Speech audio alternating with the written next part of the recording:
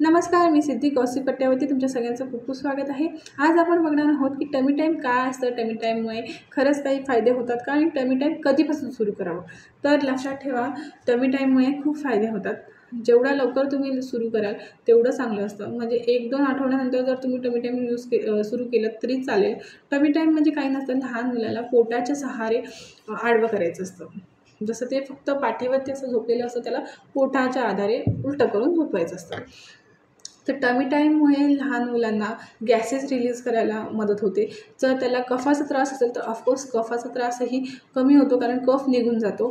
Tummy टाईममुळे लहान बाळ लवकर मान सावरतं किंवा मग त्याची जे पाठीचा कणा आहे, मान पाठीचा कणा, हे जे मसल्स आहेत ते लवकर ग्रोथ होतात, चांगले डेव्हलप होतात। लहान मुलांची ही एक ॲक्टिव्हिटी होऊन जाते। लहान मुलांना खूप बरं वाटतं, खूप छान वाटतं।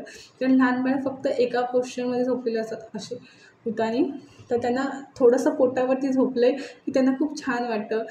लहान मुलं लवकर पलटी होतात, लहान मुलं पोटाने पुढे सरकायला लवकर लागतात। टमी टाईम खूप उपयोगी असतं। तर तुम्ही तुमच्या बाळाला टमी टाईम लवकरात लवकर सुरुवात केली तर खरंच खूप छान असेल।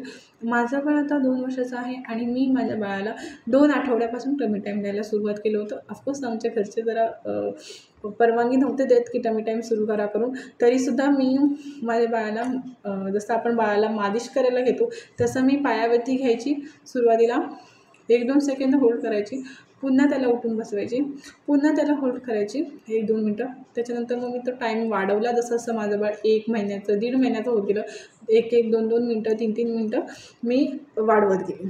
तुम्ही तुमच्या बाळाचं टायमिंग तुमच्या बाळाच्या तब्येतीनुसार, तुमचं बाळ किती ॲडजस्ट होतं त्यानुसार वाढवू शकता, वेळही वाढवू शकता।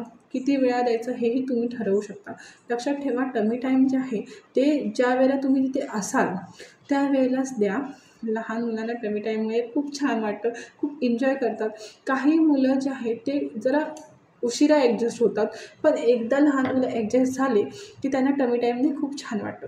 लक्षात ठेवा, प्रत्येक मूल हे वेगळं असतं आणि त्यांचे जी ग्रोथ आहे तीही वेगळी असते। काही लवकर ग्रोथ होतात, काही जर उशिरा होतात। तर अशावेळी घाबरू नका। Happy parenting. माहिती आवडली असेल तर चॅनलला सबस्क्राईब करा आणि तुमचं बाळ किती महिन्याचं आहे, किती वर्षाचं आहे ते मला कमेंट करून नक्की सांगा। Thank you so much.